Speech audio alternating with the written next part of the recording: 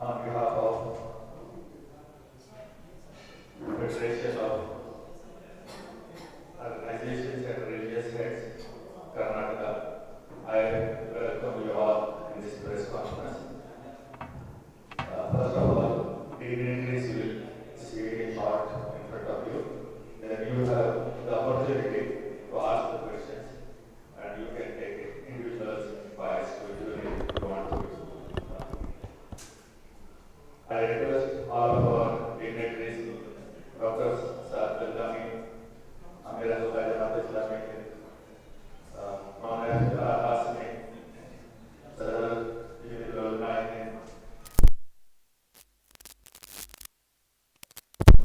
I welcome all on the stage.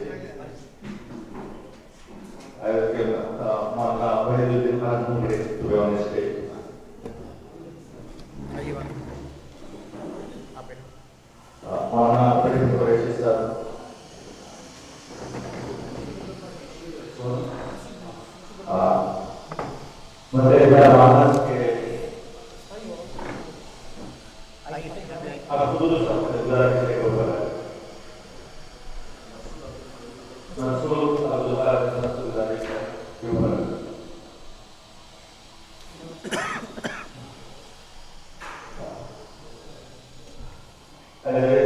Before you, the agenda will be the doctor will speak and other dignitaries will speak on the issue. Then we will have the chance to ask the questions, and after that, if you want, you can take different individual rights. I request Professor Abdul to begin the talk. Yeah, ये set है आप इधर आते हैं doctor सेवा change करते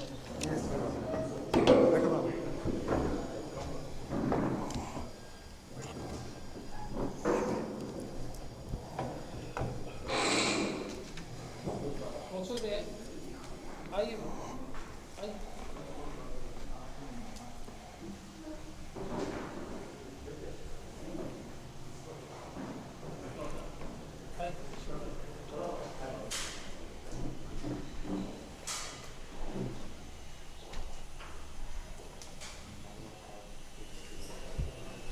Dear press persons, ladies and gentlemen, co-panelists, we have joined here on a very important issue, the raging war in Palestine, which is happening as we speak. In the modern world and in this era, we have not witnessed such savagery and barbaric war imposed on a short strip of land. This has not been seen in the recent past. Gaza is a small strip of land which is home to about 2.3 million Palestinians. And we are witnessing bombardment never seen before of this place. It is said that within a span of 1 week, so much ammunition has been dropped on Palestine, which was not dropped even on Afghanistan by the whole NATO forces in 1 year. You can imagine the plight of the hapless people there. More than 6,000 people have been martyred, of which 75% are women and children, and more than 6,000 people have been injured. Mosques, churches, schools, hospitals have not been spared, and this situation is continuing added to this, we see that there has been a complete blockade. Such inhumanity and such savagery has never been seen before. Even food, water, electricity and fuel has been denied to these hapless people. So the whole humanity is, and all people are ashamed of what is happening here. And demonstrations are seen all over the world, in every country possible. And people are in one voice condemning the atrocities of Israel and the the situation, the dire situation, the human catastrophe that is happening in Gaza. The second point that I would like to make here is we need to understand what is the root cause of all this problem. Unfortunately, in 1948, Israel came into existence, and it has been a policy of continuous expansion, eviction of people from their homelands. What used to be a place where 95% of the population was Palestinians, and Palestinian Arabs have lived in that land for more than 2,500 years. But we see that a decision is taken that this should be declared a homeland for Jews, and the homeland becomes the state of Israel, and the process of settlements and expansion and making Palestinians refugees in their own land. This has been a continuous policy day in and day out. The inhuman treatment, the humiliation that is heaped on Palestine, and the ever-expanding settlements is the root cause of all this problem. And what we are seeing today is nothing short of genocide, nothing short of ethnic cleansing, and the apartheid policy that Israel has adopted towards the Palestinian Arabs. While there are 2.3 million people in Palestine, we should know that there are more than 6 million Palestinians who are living as refugees in exile in various parts of the world, including the countries surrounding Israel. And in contravention to all international laws and UN resolutions, there have been scores of UN resolutions which have called upon Israel to respect the rights of the Palestinian people. We need to understand the difference between occupation and resistance. It is the occupation which is the problem, and which has gone on for a long time, unhindered, uncensored, and unopposed, which has resulted in this situation. Hence, it is high time that the international community should be educated about what is the real situation there, and we should all mobilize public opinion, and it is the duty of international community to come together and establish an independent Palestinian state, which is the real solution to this long-standing problem. Thirdly, our demands in this situation are there should be an immediate ceasefire, lifting of the siege of Palestine, allowing humanitarian aid to reach to the victims, helping the hospitals restart, and protection of civilians, and negotiation should happen how the problem should be solved once for and all. And as I said, the real solution lies in establishing independent Palestinian state. But also, finally, like to mention about India's stand on this issue. For a long time, India has stood with the Palestinian people and supported their demand for their independent homeland. Even Mahatma Gandhi has said Palestine is for Palestinians just like England is for the English and France is for the French. Hence the real solution, he said, is to restore Palestine to the Palestinians. This was a policy, long-standing policy of Indian government. Even Vajpayee has stated the same thing.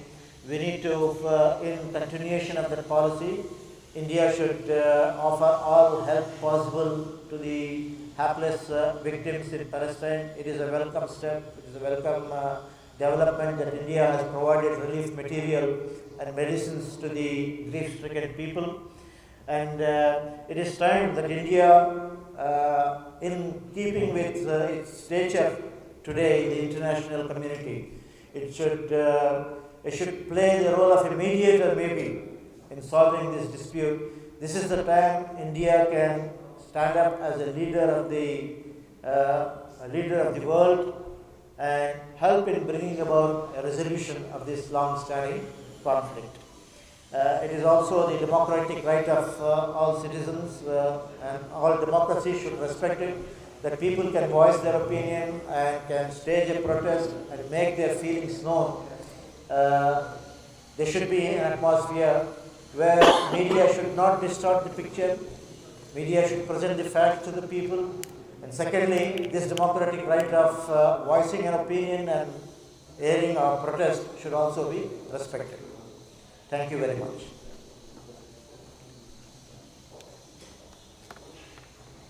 Thank you, Dr. Saab.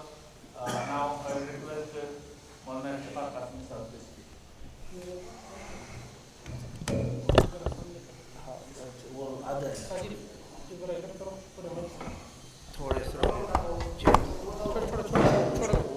कोई बात नहीं।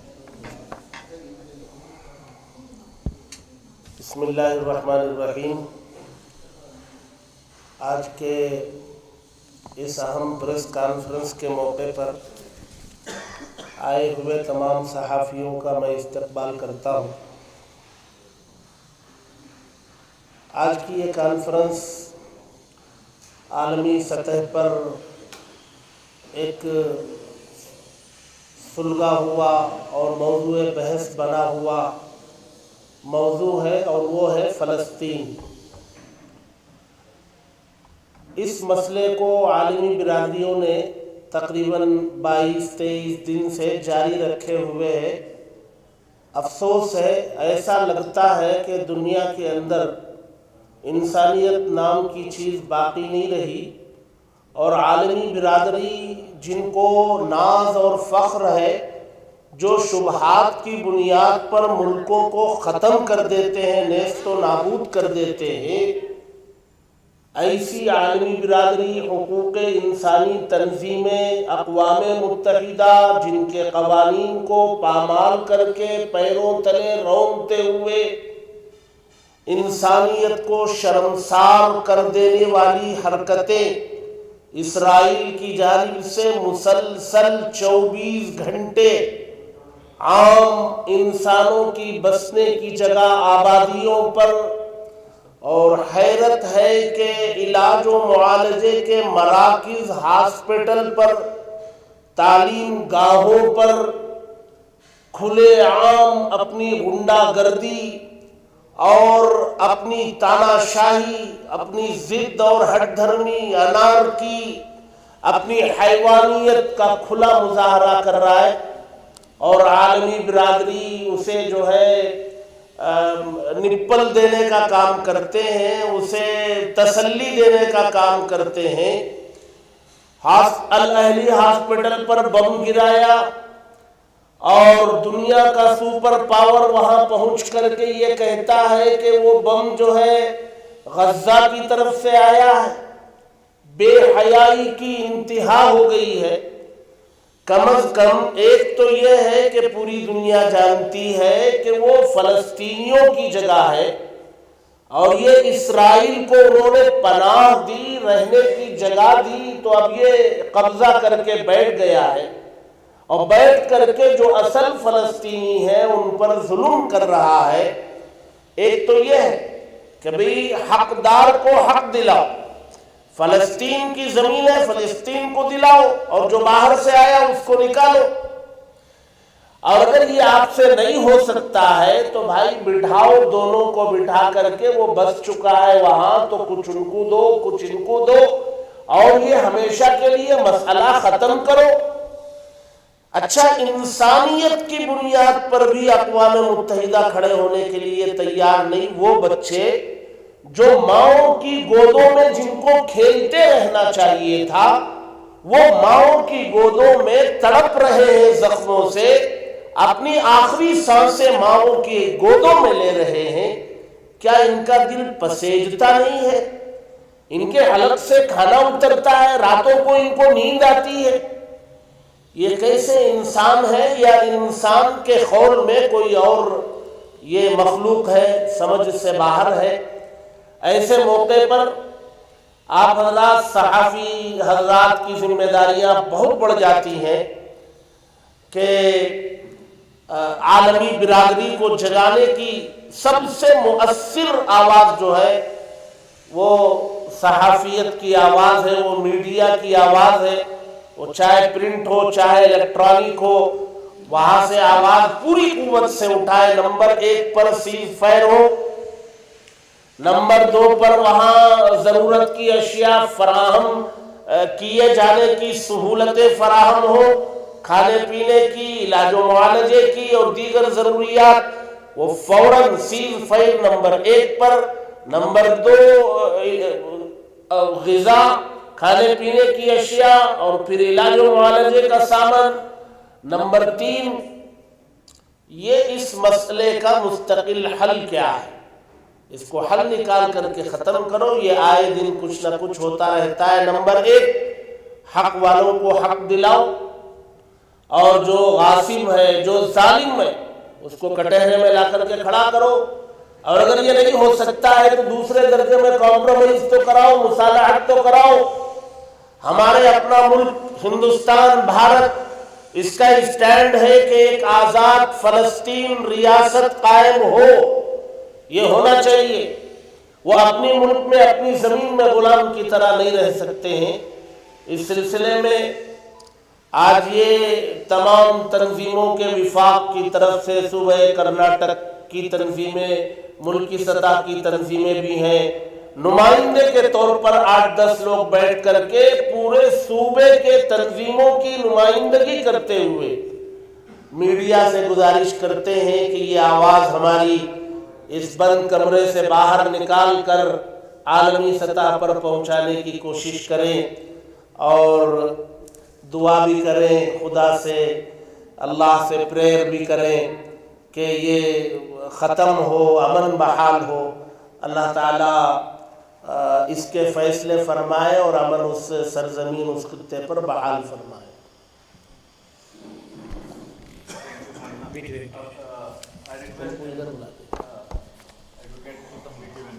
नहीं, इधर आ जाए, इधर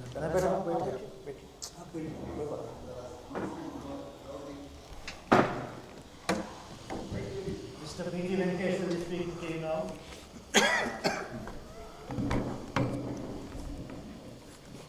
So good afternoon, everybody.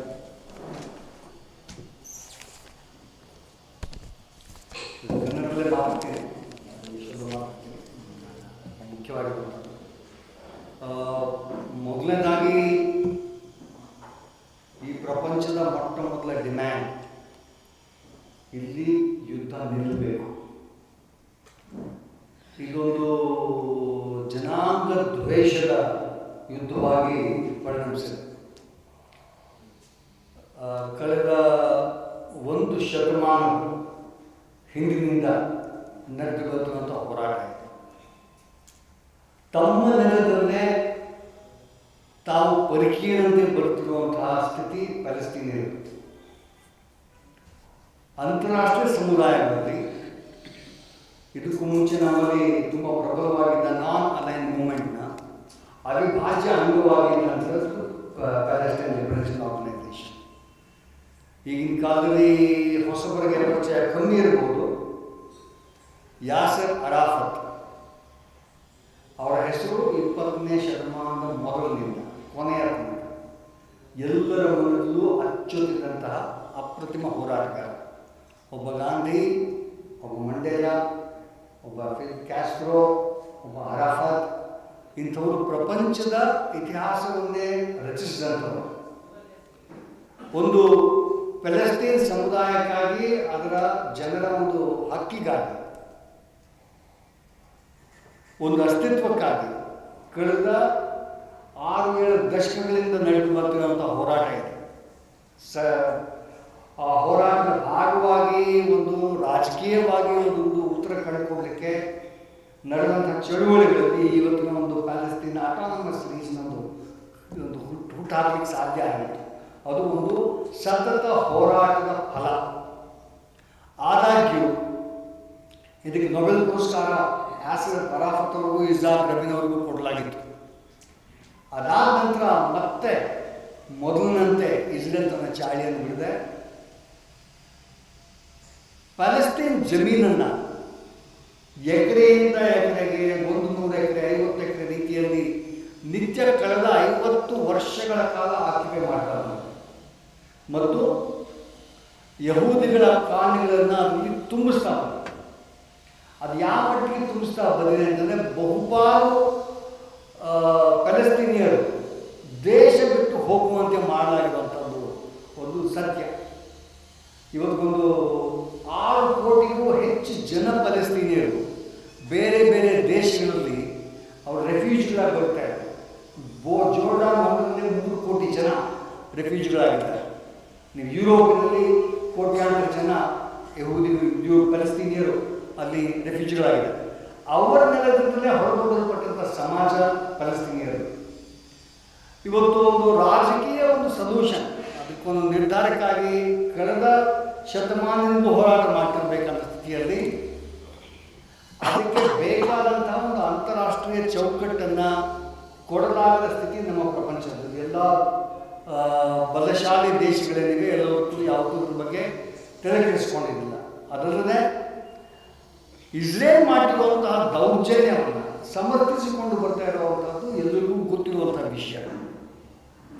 ಇವತ್ತಿಗೂ ಕೂಡ ನಿಮಗೆ ನೀವು ಒಂದು ಕಳೆದ ಒಂದು 2 ವರ್ಷದ ಕೇವಲ 2 ವರ್ಷದ ಇತಿಹಾಸವನ್ನೇ ನೀವು ಪ್ಯಾಲೆಸ್ತೀನ್ ನೋಡಿದಾಗ ನಿಮಗೆ ಕಂಡು ಬರುವಂಥದ್ದು ಅಲ್ಲಿರುವಂತಹ ಅಲ್ ಅಕ್ಸಾ ಮಾಸ್ಕ್ ಸುತ್ತಲೂ ಇರುವಂತಹ ಮನೆಗಳನ್ನು ಕೆಡುವಂಥದ್ದು, ಜನಗಳ ಹೊರಗಟ್ಟುವಂಥದ್ದು, ನಿರ್ವಸನ ಮಾಡುವಂಥದ್ದು, ಜೆರುಸಲೇಮ್ ಅಂತ ನಗರದೊಳಗೆ ಮುಸ್ಲಿಮರಿಗೆ ಅವಕಾಶ ಮಾಡಿರುವಂಥದ್ದು, ಅವ್ರನ್ನ ತಳ್ಳುವಂಥದ್ದು, ಅದು ಹೃದಯ ವಿದ್ರಾವಕವಾದ ಚಿತ್ರಗಳನ್ನ ನಾವು ನೋಡ್ತಾ ಬಂದಿದ್ದೀವಿ. ಇವತ್ತೊಂದು ಹಮಾಸ್ ಅಟ್ಯಾಕ್ ಮಾಡಿದೆ ಅನ್ನೋಂಥದ್ರ ಒಂದು ಆಧಾರದ ಮೇಲೆ ಯುದ್ಧವನ್ನು ಘೋಷಿಸಿ ಸಾವಿರಾರು ಜನ ಮಕ್ಕಳ ಮತ್ತು ಮಹಿಳೆಯರ ಸಾವಿಗೆ ಕಾರಣವಾಗಿತ್ತು ಯುದ್ಧ ಆಗಿದೆ. ಈ ಯುದ್ಧದಲ್ಲಿ ಸತ್ತಿರೋದು ಬಹುಪಾಲು ಮಕ್ಕಳು ಮತ್ತು ಮಹಿಳೆಯರು. ಅದು ಇಸ್ರೇಲಿ ಆಗಿರಲಿ ಅವ್ರು ಪ್ಯಾಲೆಸ್ತೀನಿಯರಾಗಿರಲಿ, ಸತ್ತಿರುವಂಥದ್ದು ಮಹಿಳೆಯರು ಮತ್ತು ಮಕ್ಕಳು. ಅಲ್ಲಿ ನಾಶ ಆಗಿರೋದು ಆಸ್ಪತ್ರೆಗಳು ಮತ್ತು ಶಾಲೆಗಳು, ಜನಸಮುದಾಯದ ಮನೆಗಳು. ಯಾವುದೇ ಅಂತಾರಾಷ್ಟ್ರೀಯ ಕಾನೂನು, ಈ ನಾವು ಒಪ್ಪಿಕೊಂಡಿರುವಂಥ ಯಾವುದೇ ಕಾನೂನು ಇಂತಹ ಒಂದು ರೀತಿಯ ಮನೆಗಳ ಮೇಲೆ, ಆಸ್ಪತ್ರೆಗಳ ಮೇಲೆ, ಶಾಲೆಗಳ ಮೇಲೆ ಅಟ್ಯಾಕ್ ಮಾಡುವಂಥದ್ದನ್ನು ನಿರ್ಬಂಧಿಸುತ್ತದೆ. ಯುದ್ಧದ ಕಲ್ಪನೆಯಲ್ಲಿ ಅಂತಹ ಒಂದು ಮನೆಗಳ ಮೇಲೆ ಮಾಡುವಂಥದ್ದು, ಜನರ ಮೇಲೆ ಮಾಡುವಂಥದ್ದು, ಸಾಮಾನ್ಯ ಜನರ ಸಿವಿಲಿಯನ್ಸ್ ಮೇಲೆ ಅಟ್ಯಾಕ್ ಮಾಡುವಂಥದ್ದು ಸಲ್ಲದು. ಅಂತಾರಾಷ್ಟ್ರೀಯ ಕಾನೂನಿನ ವಿರುದ್ಧವಾಗಿರುವಂಥದ್ದು. ಈ ಅಂತಾರಾಷ್ಟ್ರೀಯ ಕಾನೂನು ನಾವೆಲ್ಲರೂ ಒಪ್ಪಿಕೊಂಡಿರುವಂಥದ್ದು, ಎಲ್ಲ ದೇಶಗಳು ಒಪ್ಪಿಕೊಂಡಿರುವಂಥದ್ದು, ಅದಕ್ಕೆ ಇಸ್ರೇಲ್ ಕೂಡ ಒಪ್ಪಿಕೊಂಡಿರುವಂಥದ್ದು. ಹಾಗಿರಬೇಕಾದಾಗ ಈ ಒಂದು ರೀತಿಯಾದಂಥ ಹೋರಾಟದಲ್ಲಿ ಜನರನ್ನು ಮನ ಬಂದಂತೆ ಕೊಲೆ ಮಾಡುವ ಒಂದು ಯುದ್ಧ ಏನಿದೆ, ಈ ಯುದ್ಧ ಮೊದಲ ನಿಲ್ಲಬೇಕು. ಇದರ ಬಗ್ಗೆ ಚರ್ಚೆ ಮಾಡೋಣ. ಬಟ್ ಮೊದಲನೇದಾಗಿ ಯುದ್ಧ ನಿಲ್ಲಬೇಕು. ಮೊದಲನೇದಾಗಿ ಅಲ್ಲಿರುವಂತಹ ಜನರಿಗೆ ನೀರು ಸಿಗಬೇಕು, ಅಲ್ಲಿರುವ ಒಂದು ವಿದ್ಯುತ್ ಸಿಗಬೇಕು, ಅಲ್ಲೊಂದು ಆಹಾರ ಸಿಗಬೇಕು, ಅಲ್ಲೊಂದು ಸ್ವಲ್ಪ ಮನಸ್ಸಿಗೆ ಬದುಕುವಂತಹ ವಾತಾವರಣ ಸೃಷ್ಟಿಯಾಗಬೇಕಾಗಿದೆ. ಇದು ಐ ಥಿಂಕ್ ಪ್ರಪಂಚದ ಪ್ರತಿಯೊಬ್ಬ ವ್ಯಕ್ತಿಯ ಮನುಷ್ಯತ್ವ ಇರುವಂಥ ಯಾವುದೇ ವ್ಯಕ್ತಿ ಕೇಳುವಂತಹ ಡಿಮ್ಯಾಂಡ್ ಆಗಿದೆ. ಈ ನಿಲುವನ್ನು ಪ್ಯಾಲೆಸ್ತೀನಿಯರ ಪರವಾದ ನಿಲುವನ್ನು ಕಳೆದ 1 ಶತಮಾನದಿಂದಲೂ ಇತಿಹಾಸ ಪೂರ್ವದಲ್ಲಿ, ನಮ್ಮ ಸ್ವಾತಂತ್ರ್ಯ ಪೂರ್ವದಿಂದ ಇಂದಿನ ತನಕವೂ ಕೂಡ ನಾವು ಪ್ಯಾಲೆಸ್ತೀನಿಯರ ಪರವಾಗಿ, ಅವರ ಹಕ್ಕುಗಳ ಪರವಾಗಿ ಭಾರತ ನಿಂತಿದೆ. ಯಾವತ್ತೂ ತಮ್ಮ ಅಂತಾರಾಷ್ಟ್ರೀಯ ಎಂಗೇಜ್ಮೆಂಟ್ಗಳಲ್ಲಿ ವಿಶ್ವಸಂಸ್ಥೆಯ ಮೊದಲುಗೊಂಡು ಎಲ್ಲ ಕಡೆಗೂ ಕೂಡ ಅವರು ಸ್ಪಷ್ಟವಾಗಿ ಪ್ಯಾಲೆಸ್ತೀನ್ ಸ್ವಾತಂತ್ರ್ಯದ ಬಗ್ಗೆ, ಅವರಿಗೆ ಸ್ವಯಂ ನಿರ್ಣಯಾಧಿಕಾರದ ಬಗ್ಗೆ ನಾವು ಯಾವತ್ತೂ ನಿಂತಿದ್ದೇವೆ. ಇವತ್ತಿಗೂ ಭಾರತ ಆ ಒಂದು ವಿಷಯಕ್ಕೆ ನಿಂತಿದೆ. ಈ ಯುದ್ಧ ನಿಲ್ಲಲೇಬೇಕಾದಂಥ ಅವಶ್ಯಕತೆ ಇದೆ. ಹೇಗೆಂತಂದರೆ ಇಂಥ ಯುದ್ಧಕ್ಕೆ ಪ್ರಪಂಚದ ಯಾವುದೇ ಕಾನೂನಲ್ಲೂ ಅವಕಾಶ ಇಲ್ಲ. ಈ ಒಂದು ಆಕ್ಯುಪೇಷನ್ ಏನಾಗಿದೆ, ಇದು ಮಾಡುವಂಥ ಕಾರಣದಿಂದಾಗಿ ಕಳೆದ 70 ವರ್ಷಗಳಿಂದ ನಡೀತಾ ಇರುವಂಥ ಒಂದು ಕಾರಣದಿಂದಾಗಿ ನಾನು ಚಿಕ್ಕ ಮಗುವಿದ್ದಾಗ ನೋಡ್ತಾ ಇರೋದು. 70 ವರ್ಷ ನಾನು ಶಾಲೆ ಹೋಗ್ತಿರ್ಬೇಕಾದ್ರೆ ಪೇಪರಲ್ಲಿ ಬರ್ತಾ ಇದ್ದಂಥ ಟೈಮ್ಸಲ್ಲಿ ನೋಡ್ತಿದ್ದಂಥದ್ದು ಇಲ್ಲಿ ಪ್ಯಾಲೆಸ್ತೀನ್ ಮೇಲೆ ದೌರ್ಜನ್ಯ ಆಗಿದೆ ಅಂತೇಳಿ ಪ್ರತಿನಿತ್ಯ ಹೋಗ್ತಾ ಇರ್ತಾರೆ. ಇಷ್ಟು ವರ್ಷದ 50 ವರ್ಷಗಳ ನಂತರವೂ ಕೂಡ ಆ ಪರಿಸ್ಥಿತಿ ಬದಲಾಗಿಲ್ಲ ಮತ್ತು ಪರಿಸ್ಥಿತಿ ವಿಷಮಗೊಂಡಿದೆ ಅನ್ನೋದು ನನ್ನ ಮನಸ್ಸಿಗೆ ಎಲ್ಲರೂ ನೋವಾಗ್ತದೆ. ಅದೆಷ್ಟೋ ಜನಾಂಗದಲ್ಲಿ ನಾವು ಎಲ್ಲೋ ನಾವು ಪ್ರಯಾಣ ಮಾಡಲು ಕೂಡ ಸಿಗುವಂಥವರು, ಯಾವುದೇ ದೇಶಕ್ಕೂ ಸಿಗುವಂತಹ ಪ್ಯಾಲೆಸ್ತೀನಿಯ ಜನ, ಅವರ ತುಳಿತ, ಅವರ ದೇಶಕ್ಕಾಗಿರುವಂಥ ಅವರ ತುಳಿತ ನಮಗೆ ಮನಸ್ಸಿಗೆ ತುಂಬ ನೋವುಂಟು ಮಾಡ್ತಾರೆ. ಅವರ ದೇಶದಲ್ಲಿದೆ ಅವ್ರನ್ನ ಹೊರದೂಡಲ್ಪಟ್ಟಂಥ ಸಮಾಜ. ಹಾಗಾಗಿ ಈ ಯುದ್ಧ ನಿಲ್ಲಲೇಬೇಕಾದ ಅವಶ್ಯಕತೆ ಇದೆ. ಈ ಇದು ನಿಲ್ಲಿಸಬೇಕಂತ ಜವಾಬ್ದಾರಿ ಪ್ರಪಂಚದ ಎಲ್ಲ ದೇಶಗಳ ಜವಾಬ್ದಾರಿಯಾಗಿದೆ. ಇಲ್ಲಿ ಜನರ ಬದುಕುವ ಹಕ್ಕನ್ನು ಕಸಿದುಕೊಳ್ಳುವಂತಹ ಯಾವುದೇ ಕಾನೂನು, ಯಾವುದೇ ಯುದ್ಧ ಸಲ್ಲದು. ಇದು ಒಂದು ಚಿಕ್ಕ ಉದಾಹರಣೆ ಕೊಡ್ತೀನಿ. ಇದೇ ರೀತಿಯ ಯುದ್ಧ ಈಗ ಉಕ್ರೇನ್ನಲ್ಲಿ ನಡೀತಾ ಇದೆ. ನಾವು ಯಾವತ್ತೂ ಅದ್ರ ಬಗ್ಗೆ ಮಾತಾಡೋದಿಲ್ಲ. ಉಕ್ರೇನ್ನಲ್ಲಿ ನಡೀತಾ ಇದೆ.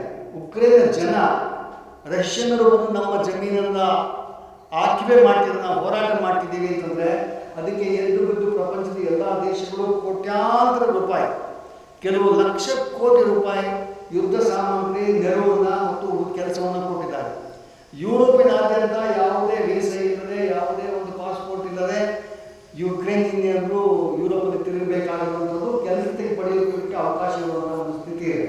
ಅಷ್ಟು ಒಂದು ಮುಕ್ತವಾದ ಅವಕಾಶವನ್ನು ಯುಕ್ರೇನಿಗೆ ಮಾಡಿಕೊಟ್ಟಿದ್ದಾರೆ. ಆದರೆ ಕಳೆದ 100 ವರ್ಷಗಳು ನಡೀತಿರುವಂತಹ ಪ್ಯಾಲೆಸ್ಟೀನಿಯರು ಇದೇ ಸಮಸ್ಯೆಯ ಬಗ್ಗೆ ಚಕಾರ ಬೆತ್ತದೇ ಇರುವಂಥದ್ದು ತುಂಬ ತುಂಬ ತುಂಬ ದುಃಖವಾದಂಥ ವಿಷಯ ಆಗಿದೆ.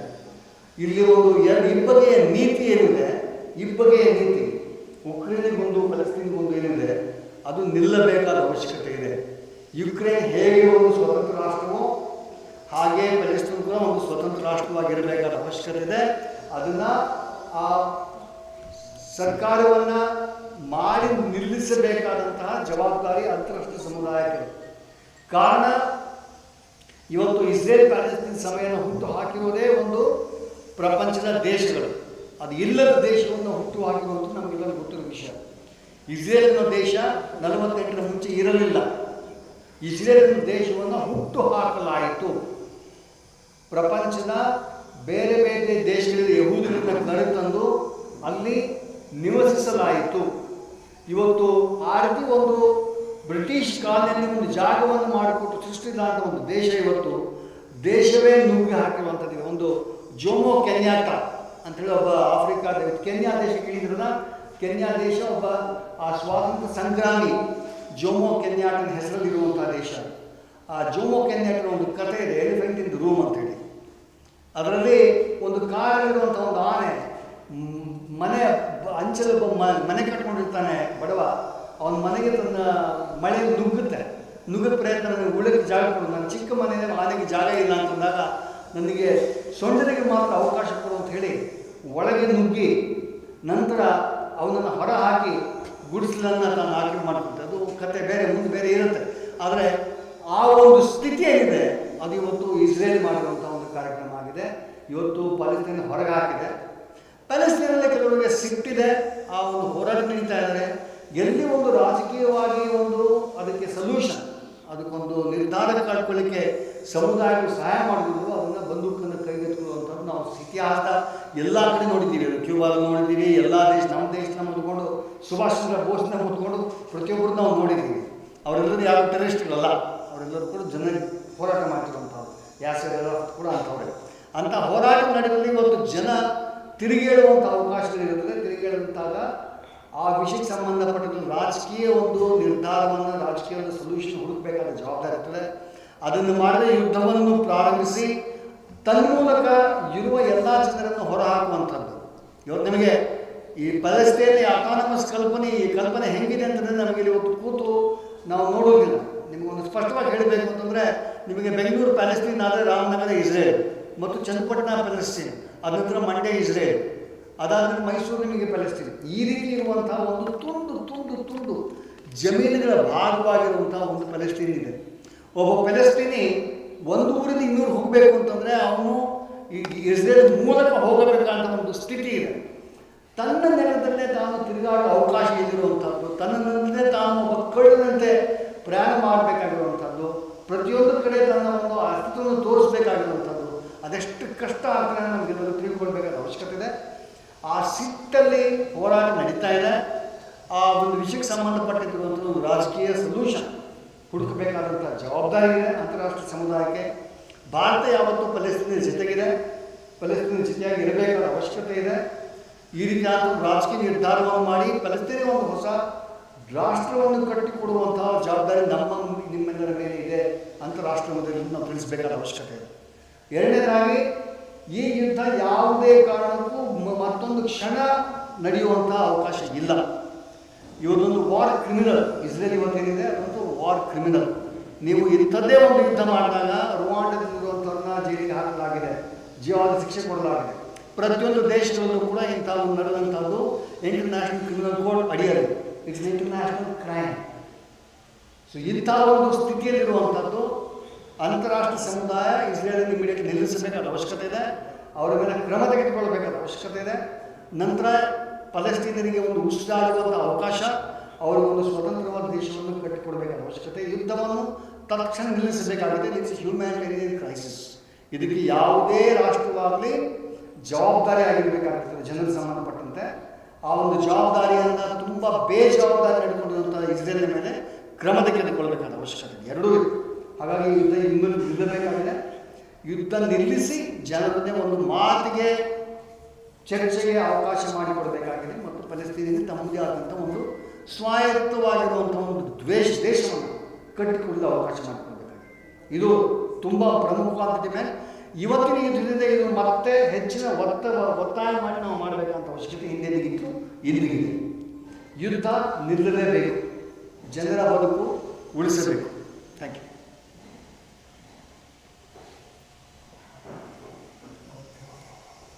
Thank you, sir, for your enlightening talk. ಬರಲಿ sir, sir. Now, I request Janab Akbar Ali Saab, representing mass media, to speak.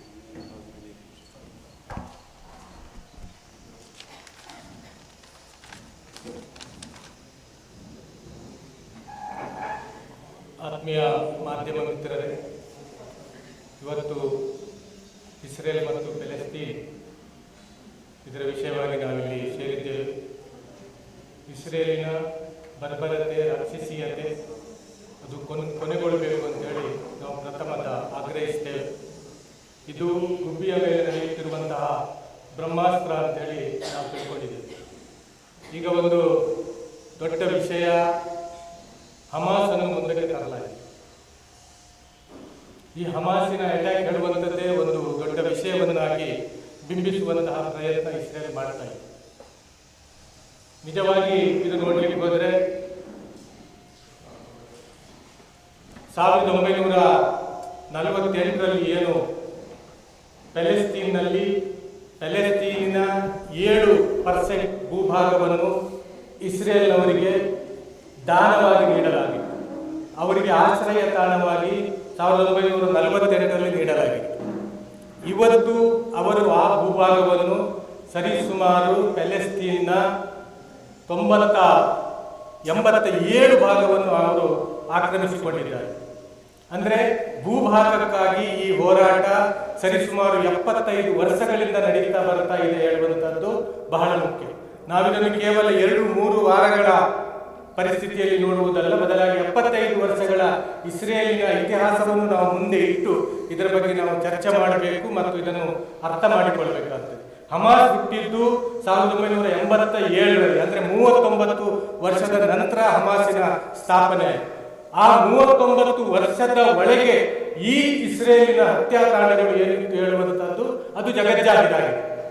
ಅವರು ಅಧಿಕಾರ ಉಳಿಸುವುದಕ್ಕಾಗಿ, ಭೂಮಿ ಕಬಳಿಸುವುದಕ್ಕಾಗಿ ಇಸ್ರೇಲ್ ಪ್ಯಾಲೆಸ್ತೀನಿನ ಸಾಮಾನ್ಯ ಜನರ ಮೇಲೆ ಈ 75 ವರ್ಷಗಳ ನಿರಂತರ ಹೋರಾಟದಲ್ಲಿ ನಮಗೆ ಕಾಣಲಿಕ್ಕೆ ಸಿಗುವಂತ ಒಂದು ಗಮನಾರ್ಹ ವಿಷಯ ಏನು ಅಂತ ಹೇಳಿದ್ರೆ, ಅವರು ಬಾಂಬುಗಳನ್ನು ಹಾಕುವಾಗ ಇವರು ಹೋರಾಟ ಮಾಡಿದ್ದು ತಮ್ಮಲ್ಲಿರುವಂತಹ ಕಲ್ಲುಗಳನ್ನು ಎಸೆಯುವುದರ ಮೂಲಕ ಆ ಇಸ್ರೇಲಿನ ಸೇನೆಯನ್ನು ಎದುರಿಸಿದರು ಅಂತೇಳಿ ಇತಿಹಾಸ ದಾಖಲಿಸಿದೆ. ಅದೇ ರೀತಿಯಲ್ಲಿ ನೋಬೆಲ್ ಅವಾರ್ಡ್ ನಮ್ಮ BT ವೆಂಕಟೇಶ್ ಅವರು ಹೇಳಿದರು, ನೋಬೆಲ್ ಅವಾರ್ಡ್ ಸಿಕ್ಕಿದಂತಹ ಯಾಸರ್ ಅರಫಾತ್ ಅವರಿಗೆ ಕೊನೆಯ ಕ್ಷಣದಲ್ಲಿ 2002ರಿಂದ 2004ರ ತನಕ ದಿಗ್ಬಂಧನದಲ್ಲಿಟ್ಟು, ಜೈಲಿನಲ್ಲಿಟ್ಟು, ತಾವು ಮಾಧ್ಯಮಗಳೇ ಅದನ್ನು ಬಿತ್ತರಿಸಿದ ವರದಿಗಳ ಪ್ರಕಾರ ಅವರಿಗೆ ವಿಷಪಟ್ಟು ಸಾಯಿಸಲಾಯಿತು ಅಂತ. ಒಬ್ಬ ನೋಬೆಲ್ ಪಾರಿತೋಷಕ ಸಿಕ್ಕಿದಂತಹ ಒಬ್ಬ ಶಾಂತಿ ಪ್ರಿಯ, ಯಾವ ರೀತಿ ಭಾರತಕ್ಕಾಗಿ ಗಾಂಧೀಜಿ ಸ್ವಾತಂತ್ರ್ಯ ಹೋರಾಟ ನಡೆಸಿದ್ದರೋ ಅದೇ ರೀತಿಯಲ್ಲಿ ಪ್ಯಾಲೆಸ್ತೀನಿನ ಹೋರಾಟಗಾರನಾಗಿ ಮೂಡಿ ಬಂದಂತಹ ಯಾಸರ್ ಅರಫಾತ್ ಅವಸ್ಥೆ ಅವರು ಆ ರೀತಿ ಮಾಡಿಬಿಟ್ಟು. ಅಷ್ಟು ಮಾತ್ರ ಅಲ್ಲ, ನಮ್ಮ ವಿಶ್ವಸಂಸ್ಥೆ ಈ ಇಸ್ರೇಲಿನ ವಿರುದ್ಧ 45 ಅಧಿಕೃತವಾದಂತಹ ನಿರ್ಣಯಗಳನ್ನು ಅಂಗೀಕರಿಸಿದೆ. ಇವತ್ತು ಆ ವಿಶ್ವಸಂಸ್ಥೆ ನಮ್ಮ ನೆಲಕ್ಕೆ ಬರಬಾರದು, ಅವರು ಕೇವಲ ಶಾಂತಿಯ ಒಂದು ವಿಷಯ ನಿನ್ನೆ ವಿಶ್ವಸಂಸ್ಥೆ ಹೇಳಿದ ಕಾರಣ ಅವರಿಗೆ ವೀಸಾ ನಾವು ರದ್ದು ಮಾಡುತ್ತೇವೆ ಹೇಳುವಂತಹ ಅಧಿಕೃತವಾದಂತಹ ವರದಿ ಇವತ್ತು ಇಸ್ರೇಲಿನದ್ದು ನಾವು ಪತ್ರಿಕೆಗಳಲ್ಲಿ ಕಂಡಿದ್ದೇವೆ. ಅಂದ್ರೆ ಎಷ್ಟು ದೊಡ್ಡ ಒಂದು ಅಧಿಕಾರದ ಮದ ಮತ್ತು ಎಷ್ಟು ದೊಡ್ಡ ಬರ್ಬರೇಯತೆ ಮತ್ತು ಎಷ್ಟು ದೊಡ್ಡ ಒಂದು ತಾನು ದೊಡ್ಡವನು ಹೇಳುವಂತಹ ಅಹಂಕಾರ ಇದೆಯಲ್ಲ, ಇದು ಮನುಷ್ಯನಿಗೆ ಬರಲಿಕ್ಕೆ ಸಾಧ್ಯ ಇಲ್ಲ. ಇದು ರಾಕ್ಷಸೀಯ ಕೃತ್ಯ ಅಂತೇಳಿ ನಾವು ಈ ಸಂದರ್ಭದಲ್ಲಿ ಬಣ್ಣಿಸಬೇಕಾಗ್ತದೆ. ಅದೇ ರೀತಿಯಲ್ಲಿ ಹಮಾಸ್ನ ಬಗ್ಗೆ CNN ಒಂದು ವರದಿ ಮಾಡಿತ್ತು, 40 ಬಾಲಕ ಬಾಲಕಿಯರ ಶಿರಚ್ಛೇದನ ಮಾಡಿತ್ತು ಅಂತ. ಇದನ್ನು ಅಮೆರಿಕದ ಅಧ್ಯಕ್ಷ ಬೈಡನ್ ಕೂಡ ತನ್ನ ಭಾಷಣದಲ್ಲಿ ಅದನ್ನು ಸಮರ್ಥಿಸಿದ್ದರು. ತದನಂತರ ಅದು ಸುಳ್ಳು ಅಂತ ಹೇಳಿ CNN ಇಡೀ ಜಗತ್ತಿನ ಮುಂದೆ ಕ್ಷಮೆ ಕೇಳಿದ್ದು ನಮಗೆ ಗೊತ್ತಿದೆ. ಇಂತಹ ಸುಳ್ಳುಗಳು ಇವತ್ತು ಈ ಸಂದರ್ಭದಲ್ಲಿ ಹಾರಾಡ್ತಾ ಇದೆ. ಸುಳ್ಳುಗಳೇ ಇವತ್ತು ಪವರ್ಫುಲ್ ಆಗಿದೆ. ಇವತ್ತು ಯಾವುದು ಪವರ್ಫುಲ್ ಅಂದ್ರೆ ಇವತ್ತು ಸುಳ್ಳುಗಳೇ ಪವರ್ಫುಲ್ ಆಗಿದೆ. ಆ ನಿಟ್ಟಿನಲ್ಲಿ ನಮ್ಮ ದೇಶವು ಕೂಡ ಮುತುವರ್ಜಿ ವಹಿಸುವಂತಹ ಅಗತ್ಯ ಇದೆ. ವಿಯೆಟ್ನಾಮಿನ ಮೇಲೆ 1990ರಲ್ಲಿ ಎಷ್ಟು ಸಾವು ನೋವುಗಳಲ್ಲಿ ಆಯಿತು, ಇದು ಕೂಡ ನಮ್ಮ ಮುಂದೆ ಇದೆ. ನಾವು ಇದೆಲ್ಲವನ್ನು ಮುಂದಿಟ್ಟುಕೊಂಡು ಈ ಸರ್ಕಾರದೊಂದಿಗೆ ನಮ್ಮ ವಿನಂತಿ ಏನು ಅಂದ್ರೆ, ಯುದ್ಧ ಕೊನೆಗೊಳಿಸುವುದಕ್ಕಾಗಿ ಸರ್ಕಾರ ಮುತುವರ್ಜಿ ವಹಿಸಬೇಕು. ಅಲ್ಲಿ ಯುದ್ಧ ಈಗಾಗಲೇ ಕೊನೆಗೊಳಿಸಬೇಕು ಮತ್ತು ಶಾಂತಿ ಪ್ರಕ್ರಿಯೆಯ ಮೂಲಕ ಅಲ್ಲಿ ಸಾಮರಸ್ಯದ ವಾತಾವರಣ ಮೂಡಬೇಕು. ಪ್ಯಾಲೆಸ್ತೀನಿಯರ ಹಕ್ಕು ಅದು ಅವರಿಗೆ ಸಿಗಬೇಕು. ಮತ್ತು ಇದು ಯುದ್ಧ ಅಲ್ಲ. ಯಾಕಂತಂದ್ರೆ ಯುದ್ಧ ಅಂದ್ರೆ 2 ಪ್ರಬಲ ಗುಂಪುಗಳು ಇರುತ್ತವೆ. ಇದು ಯುದ್ಧ ಖಂಡಿತ ಅಲ್ಲ. ಇದು ಅಮಾಯಕರ ಮೇಲೆ ನಡೆಯುವಂತಹ ಕೊಲೆ ಮತ್ತು ದೌರ್ಜನ್ಯ ಅಂತೇಳಿ ನಮ್ಮ ಸರ್ಕಾರ ಗಮನಿಸಬೇಕು. ಮತ್ತು ನಮ್ಮ ಸರ್ಕಾರ ಏನು ಇಲ್ಲಿಂದ ಆಹಾರ, ಔಷಧಿ, ಇತರ ಉಪಕರಣಗಳನ್ನು ಕಳುಹಿಸಿದೆ, ಅದು ಇನ್ನೂ ಹೆಚ್ಚಿನ ಮಟ್ಟದಲ್ಲಿ ಪ್ಯಾಲೆಸ್ತೀನಿಗೆ ರವಾನಿಸಬೇಕು. ಮತ್ತು ಮಾನ್ಯ ಪ್ರಧಾನಮಂತ್ರಿಗಳು, ನಮ್ಮ ರಾಷ್ಟ್ರೀಯ ಅಧ್ಯಕ್ಷರು ಕೂಡ ಇದರಲ್ಲಿ ಮುಂದೆ ಬಂದು ಪ್ಯಾಲೆಸ್ತೀನ್ನಲ್ಲಿ ಪುನಃ ಶಾಂತಿ ಲಭಿಸುವಂತ ಅವರು ದಾಪುಗಾಲ ಹಾಕಬೇಕು. ಮಾತುಕತೆಗೆ ಮುಂದಾಗಲಿಕ್ಕೆ ಇಬ್ಬರಿಗೂ ಕೂಡ ಮನವೊಲಿಸಬೇಕು ಅಂತೇಳಿ ಈ ಸಂದರ್ಭದಲ್ಲಿ ನಾವು ಅವರನ್ನು ಕೂಡ ಕೇಳಿಕೊಳ್ತಾ ಇದ್ದೇವೆ.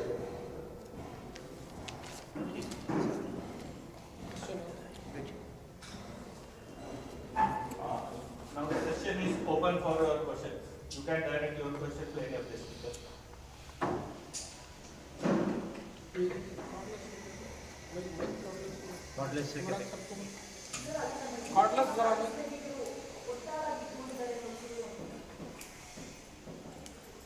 ಏನ್ ಮೇಡಮ್?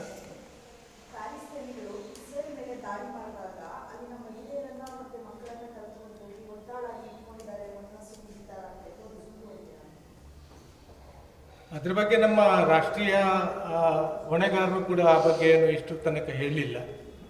ಮತ್ತು UN ಕೂಡ ಇಷ್ಟು ತನಕ ಏನು ಹೇಳಲಿಲ್ಲ. ಅಧಿಕೃತ ಅಂತೇಳಿ ಹೇಳಬೇಕಿದ್ರೆ ನಮ್ಮ ದೇಶದ ಪ್ರಧಾನಮಂತ್ರಿಗಳು ಅಥವಾ ಅಧ್ಯಕ್ಷರು ಅವರ ಬಗ್ಗೆ ಹೇಳಬೇಕಿತ್ತು, ಗೃಹ ಮಂತ್ರಿಗಳಾದರೂ ಹೇಳಬೇಕಿತ್ತು.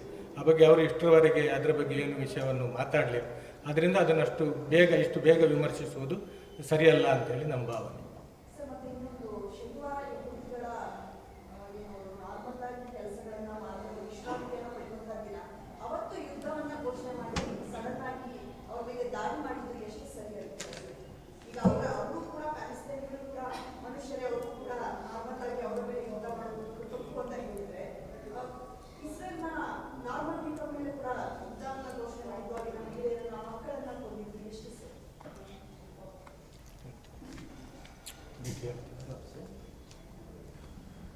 ಪ್ರಪಂಚದ ಯಾವುದೇ ಒಂದು ಇದರಲ್ಲಿ ಮಕ್ಕಳ ಮತ್ತು ಮಹಿಳೆಯರ ಮೇಲೆ ಆಗುವಂತಹ ಅಟ್ಯಾಕ್ ಸಮರ್ಥಿಸಿಕೊಳ್ಳಲಾಗುವುದಿಲ್ಲ, ಅದು ಸ್ಪಷ್ಟ.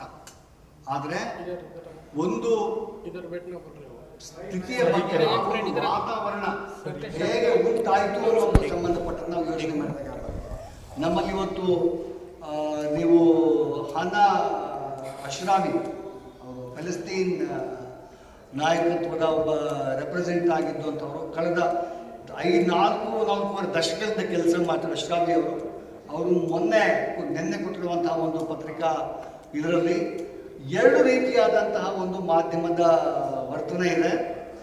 ಒಂದು ಇಸ್ರೇಲ್ ಪರವಾದಂತಹ ವರ್ತನೆ, ಇನ್ನ ಒಂದು ಪ್ಯಾಲೆಸ್ತೀನ್ ವಿರುದ್ಧವಾಗಿರುವಂತಹ ವರ್ತನೆ ಆಗಿದೆ. ಇವತ್ತು ಇಲ್ಲಿ ಚರ್ಚೆ ಆಗಬೇಕಾಗಿರುವಂಥದ್ದು ಒಂದು ಯಾವುದೋ ಅಟ್ಯಾಕ್ ಸಂಬಂಧಪಟ್ಟಂತೆ ಒಂದು ಅಪರಾಧವನ್ನು ಮಾಡಿ ಅವ್ರ ಮೇಲೆ ನಾವು ಕ್ರಮ ತೆಗೆದುಕೊಳ್ಬೇಕಾಗಿ ಬರ್ತದೆ. ಆದರೆ ಪ್ಯಾಲೆಸ್ತೀನ್ ಜನರ ಮೇಲಲ್ಲ. ಹಮಾಸ್ ಏನಾದರೂ ಅಂತ ಒಂದು ಕಾರ್ಯಕ್ರಮ ಮಾಡಿದಲ್ಲಿ, ಹಮಾಸ್ ಮಹಿಳೆಯರ ಮೇಲೆ ಮಕ್ಕಳ ಮೇಲೆ ಅಟ್ಯಾಕ್ ಮಾಡಿದಲ್ಲಿ ಅವರ ಮೇಲೆ ಕ್ರಮವನ್ನು ತೆಗೆದುಕೊಳ್ಳುವಂಥ ಅಧಿಕಾರ ಯಾವುದೇ ಸಂಬಂಧಪಟ್ಟಂತಿರ್ತೀರ ಆ ಮಕ್ಕಳ ಮೇಲೆ ಆಗಿರೋದು ಅಪರಾಧಿಕವಾಗಿದ್ದರೆ ಕ್ರಮ ತೆಗೆದುಕೊಳ್ಬೇಕಾಗಿ ಬರ್ತದೆ. ಆದರೆ ನಮ್ಮದೊಂದು ತುಂಬ ಮುಖ್ಯವಾದಂತಹ ಕನ್ಸ್ಟ್ರಕ್ಟ್ ಇದೆ. ಇವತ್ತು ಗಾಂಧಿ ಆಗಲಿ, ನೆಲ್ಸನ್ ಮಂಡೇಲಾ ಆಗಲಿ, ಸುಭಾಷ್ ಚಂದ್ರ ಬೋಸ್ ಆಗಲಿ, ಯಾರೇ ಆಗಲಿ, ಬ್ರಿಟಿಷ್ ಸರ್ಕಾರ ಇಲ್ಲಿದ್ದಾಗ ಅವರೆಲ್ಲರೂ ಟೆರರಿಸ್ಟ್ಗಳಾಗೇ ಇದ್ದರು, ದೇಶದ್ರೋಹಿಗಳಾಗೇ ಇದ್ದರು. ಇನ್ಫ್ಯಾಕ್ಟ್ ನಾವು ಮರೆತು ಹೋಗಿರುವಂಥದ್ದು, ದೇಶದ್ರೋಹದ ಅಪರಾಧದ ಮೇಲೆ ಜೈಲಲ್ಲಿ ಹೋಗಿದ್ದೆಲ್ಲರೂ ಕೂಡ ಸ್ವಾತಂತ್ರ್ಯ ಹೋರಾಟಗಾರರು. ಈ ದೇಶ ಸ್ವಾತಂತ್ರ್ಯವನ್ನ ಜ್ಞಾಪಕ ಯಾರು ದೇಶದ್ರೋಹಿ ಅನ್ನುವಂಥ ಪ್ರಶ್ನೆ ಬಂದಾಗ ಅದಕ್ಕೆ 108 ಪ್ರಶ್ನೆಗಳು ಉಂಟಾಗ್ತದೆ.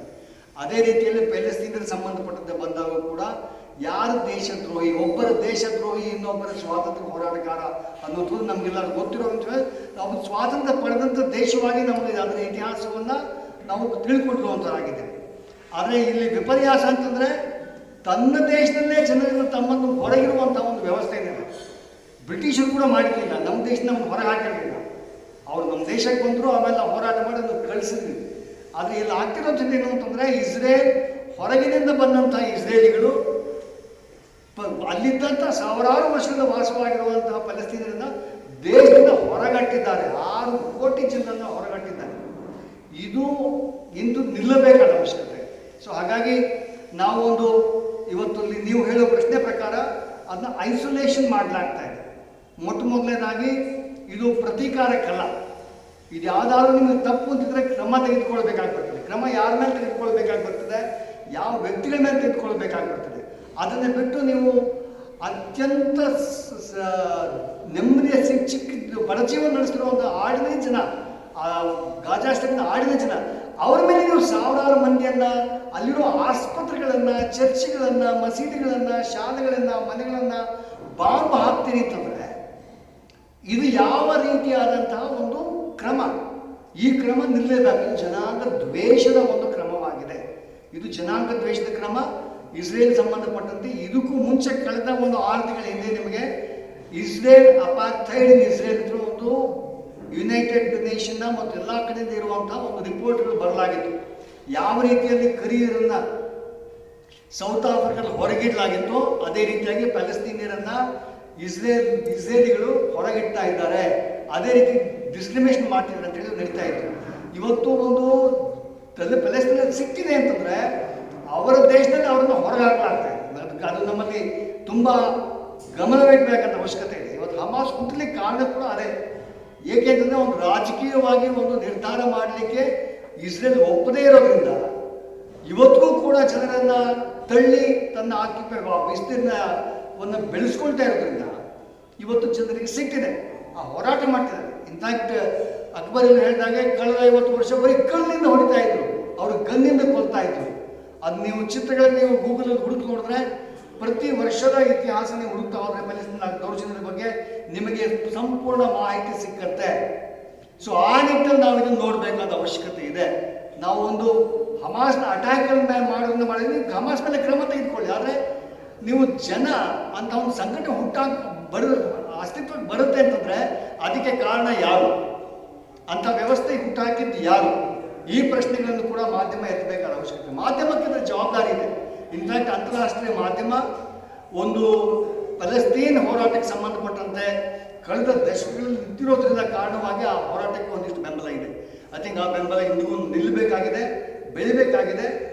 ಈ ಒಂದು ಚರ್ಚೆಯಲ್ಲಿ ಮಾತಾಡಬೇಕಾದ್ರೆ ಈ ಪ್ರಶ್ನೆಗಳನ್ನು ಕೇಳಬೇಕಾದ ಜವಾಬ್ದಾರಿ ಮಾಧ್ಯಮಕ್ಕೂ ಇದೆ. ಹಾಗಾಗಿ ಇವತ್ತು ಒಂದು ಈ ಒಂದು ಅಟ್ಯಾಕ್ ಏನಿದೆ ಜನಾಂಗದ ಮೇಲೆ ಇರ್ಬೋದು, ಜನಾಂಗ ದ್ವೇಷದ ಒಂದು ಕಾರ್ಯಕ್ರಮ ಏನಿದೆ ಅದನ್ನು ನಿಲ್ಲಲೇಬೇಕಾದ ಅವಶ್ಯಕತೆ ಇದೆ.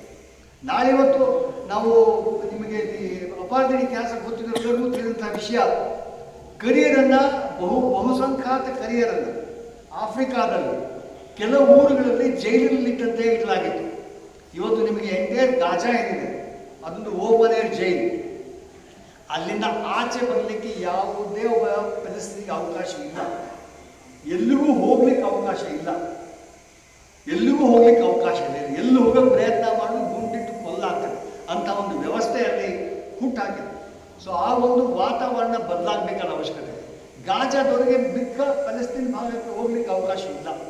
ಇವತ್ತು ನಿಮ್ಗೆ ಇದ್ರ ಬಗ್ಗೆ ಹೆಚ್ಚಿನ ತಿಳಿದುಕೊಳ್ಬೇಕಾದ ಅವಶ್ಯಕತೆ ಇದೆ ಮತ್ತು ಇದ್ರ ಬಗ್ಗೆ ಹೆಚ್ಚಿನ ರೀತಿಯಲ್ಲಿ ಬರೀಬೇಕಾದ ಅವಶ್ಯಕತೆ ಇದೆ ಅಂತ ಒಂದು ಕೆಲಸವನ್ನು ಮಾಧ್ಯಮ ಮಾಡಬೇಕಾದ ಜವಾಬ್ದಾರಿಯನ್ನು ಒಂದು ನಮಗೆ. Thank you. ಇವತ್ತಿನ ಈ ಪತ್ರಿಕಾಗೋಷ್ಠಿ ಮೂಲಕ ಯಾರಿಗೆ ಯಾವ ಸಂದೇಶವನ್ನು ಕೊಡಲಿಕ್ಕೆ ಬಯಸ್ತಾ ಇದ್ದೀನಿ? ಇದು ನಮ್ಮ ಸರ್ಕಾರ ಈಗಾಗಲೇ ಇದಕ್ಕೆ ಸಂಬಂಧಪಟ್ಟಂತೆ ನೆರವನ್ನು ಕೊಡಲಾಗ್ತಾ ಇದೆ. ಅಂತಾರಾಷ್ಟ್ರೀಯ ಮಟ್ಟದಲ್ಲಿ ಭಾರತ ಸರ್ಕಾರ ಪ್ಯಾಲೆಸ್ತೀನ ಪರವಾಗಿ ಒತ್ತಡವನ್ನು ಹೇರಬೇಕಾದ ಅವಶ್ಯಕತೆ ಇದೆ. ಪ್ಯಾಲೆಸ್ತೀನ್ನ ಒಂದು ರಾಜಕೀಯ ನಿರ್ಧಾರವನ್ನು, ಪ್ಯಾಲೆಸ್ತೀನ ಅಸ್ತಿತ್ವ ಸಂಬಂಧಪಟ್ಟಂತೆ ನಮ್ಮ ನಿಲುವನ್ನು ಸಮರ್ಥಿಸಿಕೊಂಡು ಅವರಿಗೊಂದು ನೆಲೆ ಕಂಡುಕೊಳ್ಳಲಿಕ್ಕೆ ಒಂದು ಮಧ್ಯಪ್ರವೇಶ ಮಾಡಬೇಕಾದ ಅವಶ್ಯಕತೆ ಇದೆ ರಾಜಕೀಯವಾಗಿ. ಅಂಥ ಒಂದು ಸ್ಥಿತಿ ಮತ್ತು ಆ ರೀತಿ ಮುತ್ಸದ್ದಿತನ ಭಾಳ ತೋರಿಸಬೇಕಾದ ಅವಶ್ಯಕತೆ ಇದೆ. ಒಂದು ನೆರವಿನ ಜೊತೆಗೆ ಅಂಥ ಒಂದು ಮುತ್ಸದ್ದಿತಕ್ಕಾಗಿ ನಾವು ಇವತ್ತು ಕಾಯ್ತಾ ಇದ್ದೀವಿ, ದೇಶಕ್ಕೆ ಕಾಯ್ತಾ ಇದ್ದೀವಿ. ಅಂಥ ಒಂದು ಮುತ್ಸದ್ದಿನ ತೋರಿಸಿ ಫಲಸ್ತೀನ್ ಒಂದು ರಾಷ್ಟ್ರವಾಗಿ ರೂಪುಗೊಳ್ಳಲಿಕ್ಕೆ ಭಾರತ ಮಾಡಲಿಕ್ಕೆ ಸಾಧ್ಯ ಆಗಿದೆ. ಭಾರತ ಇವತ್ತು ಒಂದು ಪ್ರಬಲವಾದ ರಾಷ್ಟ್ರವಾಗಿ ಬೆಳೀತಾ ಇರೋದ್ರಿಂದ ಇಂಥ ಒಂದು ಡಿಮ್ಯಾಂಡನ್ನು ಮಾಡಲಿಕ್ಕೆ ಸಾಧ್ಯ ಆಗ್ತದೆ. ಮತ್ತು ಈ ಒಂದು ಯುದ್ಧ ವಿರಾಮವನ್ನು ಈ ಒಂದು ರೀತಿಯಲ್ಲಿ ನಡೆಸಿರುವಂಥ ಒಂದು ಏನು ದೌರ್ಜನ್ಯ ಇದೆ ಅದು ನಿಲ್ಲಿಸಲಿಕ್ಕೆ ಭಾರತ ಇಸ್ರೇಲ್ಗೆ ಹೇಳಬೇಕಾದ ಅವಶ್ಯಕತೆ. ಏಕೆಂತಂದರೆ ಭಾರತ ಇಸ್ರೇಲಿನ ದೊಡ್ಡ ವಹಿವಾಟುದಾರ ಕೂಡ, ಇಸ್ರೇಲ್ ಜೊತೆಗೆ ದೊಡ್ಡ ಮಟ್ಟದ ವಹಿವಾಟನ್ನು ಕೂಡ ಮಾಡಲಾಗ್ತಾ ಇದೆ. ಆದ ಕಾರಣ ಇಸ್ರೇಲಿಗೆ ನಾವು ಇಂಥ ಒಂದು ಸ್ಥಿತಿಯಿಂದ ನಾವು ಪ್ಯಾಲೆಸ್ತೀನ್ ಪರವಾಗಿಯೂ ಕೂಡ ನಾವು ನಿಲುವನ್ನು ದಶಕಗಳಿಂದ ಇಟ್ಟಿರೋದ್ರಿಂದ ಪ್ಯಾಲೆಸ್ತೀನ ಪರವಾಗಿ ಜನಾಂಗದ ಸ್ವಾಯತ್ತತೆಯ ನಿರ್ಣಯದ ಅಧಿಕಾರ, ಸ್ವಯಂ ನಿರ್ಣಯದ ಅಧಿಕಾರ ಏನಿದೆ ಯಾರು ಪ್ಯಾಲೆಸ್ತೀನರಿಗೆ ಅದನ್ನು ಕಟ್ಟಿಕೊಡ್ಬೇಕಾದ ಜವಾಬ್ದಾರಿ ನಮಗೆಲ್ಲರಿಗಿದೆ. ನಮ್ಮ ಈ ವಿಷಯಕ್ಕೆ ಸಂಬಂಧಪಟ್ಟಂತೆ ಸ್ಪಷ್ಟ ನಿಲುವು ಭಾರತದ ಯಾವತ್ತೂ ಇದೆ. ಅದನ್ನು ಒತ್ತಾಯಿಸಿ ಇಸ್ರೇಲ್ ಮೇಲೆ ಒತ್ತಡ ತರಬೇಕಾಗಿರುವಂಥದ್ದು ಅಂತಾರಾಷ್ಟ್ರೀಯ ಒಂದು ವಿಶ್ವಸಂಸ್ಥೆಯಿಂದಾಗಲಿ ಮತ್ತು G20 ಮೂಲಕವಾಗಲಿ ಇವತ್ತು ನಾವು ಎಲ್ಲ ರೀತಿಯಲ್ಲಿ ನಾವು ಬೆಳೆದಿರುವಂಥ ಸ್ಥಿತಿಯಲ್ಲಿ ಆ ಒತ್ತಡವನ್ನು ಇಸ್ರೇಲ್ ಮೇಲೆ ಹೇರಿ ಈ ಒಂದು ಸ್ವಯಂ ನಿರ್ಣಯ ಅಧಿಕಾರವನ್ನು ಕೊಡಿಸಿಕೊಡಬೇಕಾದ ಜವಾಬ್ದಾರಿ ರಾಜಕೀಯವಾಗಿ ಭಾರತದಲ್ಲಿ ಇದೆ. ಭಾರತದ ಮುಸ್ಲಿಮರಿಂದ ಅದನ್ನು ಸಾಧ್ಯವಾಗಲಿಕ್ಕೆ ಸಾಧ್ಯ ಆಗ್ತದೆ ಅನ್ನೋ ರೀತಿಯಲ್ಲಿ ನಾವು ಇವತ್ತು ಭಾರತದ ಮೇಲೆ ನಮ್ಮ ದೇಶದ ಮೇಲೆ ನಮಗೆ ಅಂಥ ಒಂದು ಕೆಲಸ ಮಾಡಿ ಒಂದು ಪ್ಯಾಲೆಸ್ತೀನಿಗೆ ಒಂದು ಸ್ವಯಂ ನಿರ್ಣಯ ಅಧಿಕಾರದಲ್ಲಿ ಮಾಡಿ ಕೊಡಬೇಕಂತ ಜವಾಬ್ದಾರಿಯನ್ನು ನೀವು ನೆನಪಿಸ್ತಾ ಅದನ್ನ ನಮ್ಮಲ್ಲಿ ಇವತ್ತು ನೆರವು ಕೊಡ್ತಾ ಇದ್ದೀವಿ. ಖಂಡಿತವಾಗಿ ನಾವು ಯಾವತ್ತೂ ನೆರವು ಕೊಡ್ತಾ ಇದ್ದೀವಿ, ಯಾವತ್ತೂ ಕೊಟ್ಟಿದ್ದೀವಿ ಕೂಡ, ಇವತ್ತೊಂದಲ್ಲ ಯಾವತ್ತು ದಶಕಗಳಿಂದ ಪ್ಯಾಲೆಸ್ತೀನ್ ನಾವು ನೆರವನ್ನು ಕೊಟ್ಟಿದ್ದೀವಿ. ಈಗ ಅವರಿಗೆ ಒಂದು ಸ್ವಯಂ ನಿರ್ಣಯ ಅಧಿಕಾರಕ್ಕೆ ಸಂಬಂಧಪಟ್ಟಂತೆ ಅಂತಾರಾಷ್ಟ್ರೀಯ ಮಟ್ಟದಲ್ಲಿ ಒತ್ತಡವನ್ನು ಹೇರಿ ತಮ್ಮ ಮುತ್ಸದ್ದಿತನದಿಂದ ಮಾಡಿಕೊಳ್ಳಿಕ್ಕೆ ಸಾಧ್ಯ ಆದರೆ ಅದೊಂದು ಭಾರತಕ್ಕೆ ದೊಡ್ಡ ಹೆಸರಾಗಲಿಕ್ಕೆ ಅವಕಾಶ ಕೊಡಿಯೋ ಇದೆ ಇದಕ್ಕೆ. ಅದಕ್ಕೆ ಆ ನಿಟ್ಟಲ್ಲಿ ನಡಿಬೇಕಾದ ಅವಶ್ಯಕತೆ. ಈ ಪತ್ರಿಕಾ ಒಂದು ಮಾಡಿರುವಂಥದ್ದು, ಸಭೆ ಮಾಡಿರುವಂಥದ್ದು ಆ ಕಾರಣದ ಒಂದು ಉದ್ದೇಶವಾಗಿ ಕೂಡ. Thank you. Even UN Secretary General, United Nations ಎಲ್ಲ ದೇಶಗಳ ಅವರು ನೇತೃತ್ವ ವಹಿಸಿದ್ದಾರೆ. Even he has said that the attack of Hamas has not happened in vacuum. ಇದಕ್ಕೊಂದು ಇತಿಹಾಸ ಇದೆ. ಅಕ್ಟೋಬರ್ 7 ಇದ್ದರೆ ಇದನ್ನು ನೋಡುವುದಲ್ಲ. ಇಡೀ 75 ವರ್ಷದಿಂದ ಏನು ನಡೆದಿದೆಯೋ, ಏನು ಅನಾಹುತಗಳು ಜರುಗಿದೆಯೋ, ಎಂತಹ ಒಂದು the worst kind of occupation in capital words, that is the cause, that is the root problem. Resistance is not the problem. There might have been some indiscretions as you mentioned. We certainly oppose any civilian casualties or any injustice to civilians on either side, but there is no comparison. This is 1,000 times bigger picture what Israel is presenting, and this has gone on for such a long time.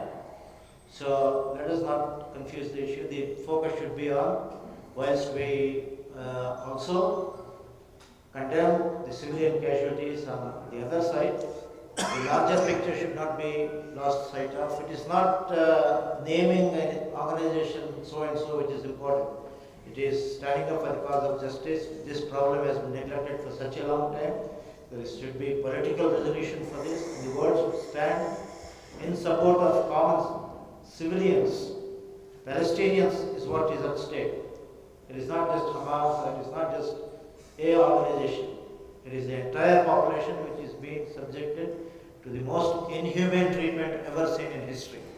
So we need to realize our priorities and we need to act accordingly.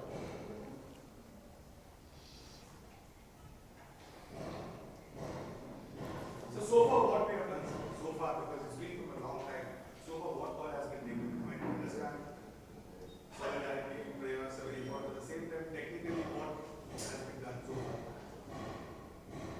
No, it is an unfortunate commentary that UN has passed resolutions several times, scores of resolutions condemning what Israel is doing and asking for international law to be respected and asking Israel to go back to the boundaries pre-1967. But unfortunately, nothing much has happened. Oppressor continues to continue with its policy of continuous expansion and settlements, right, day in and day out.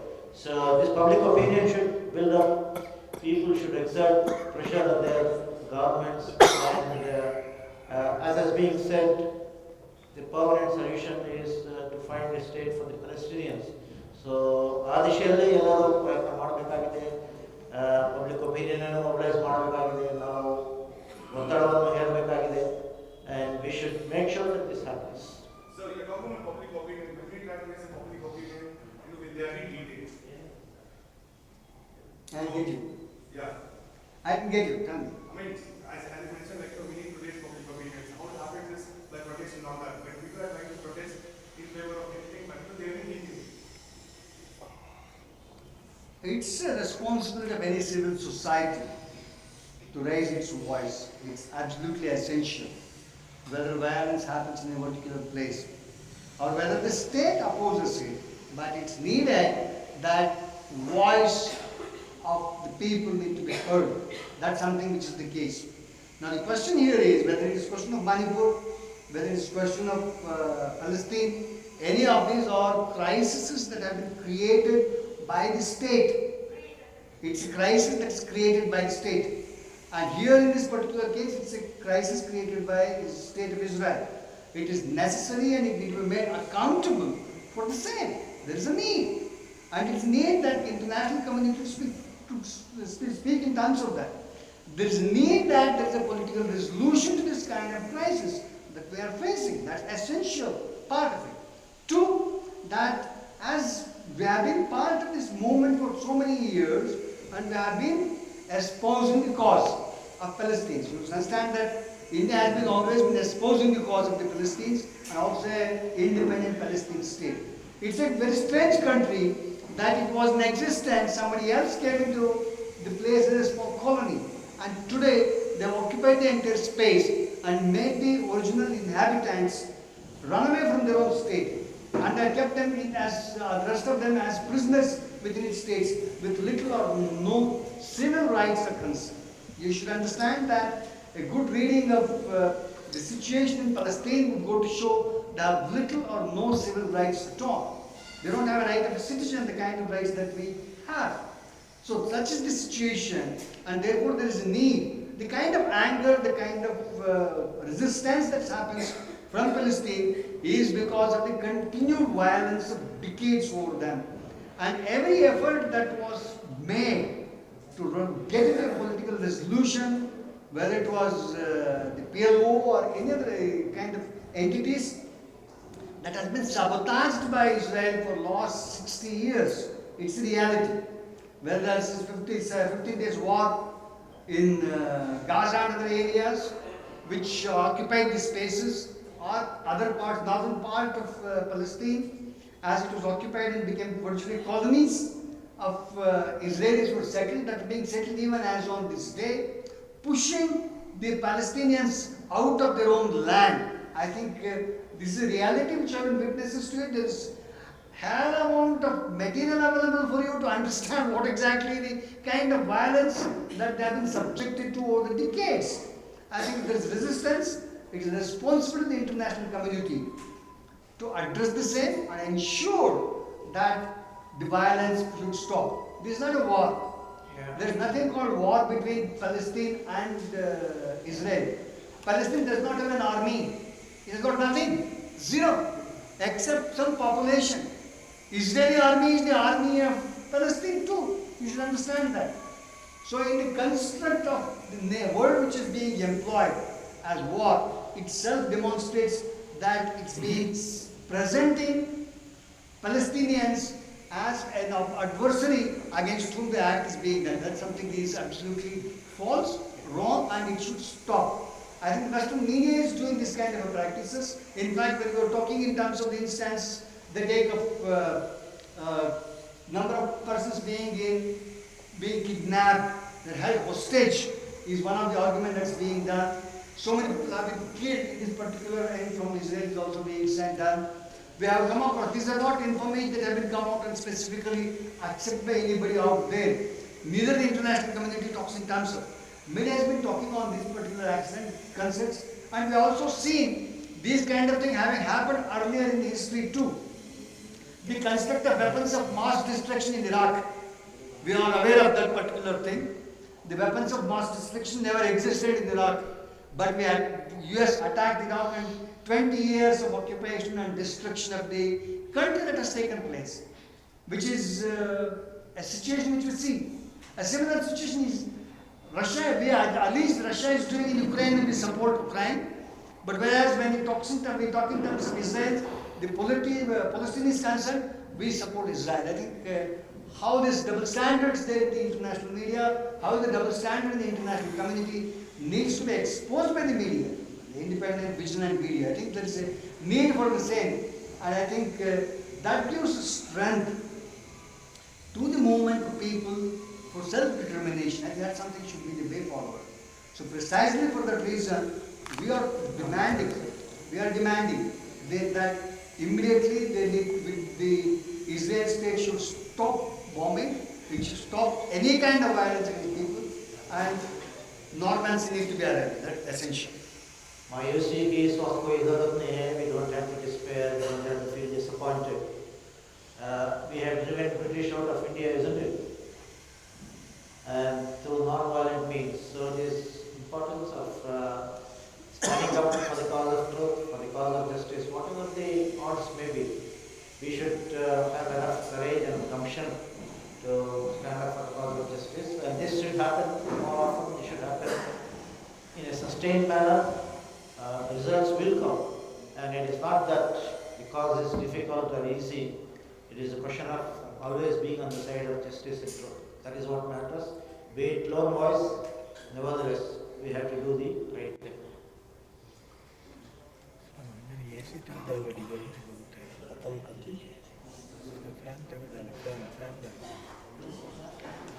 Thank you for your we have arranged lunch for you. Let us have lunch together. We can discuss any more thing or you want to take individual bites. Take it, sir.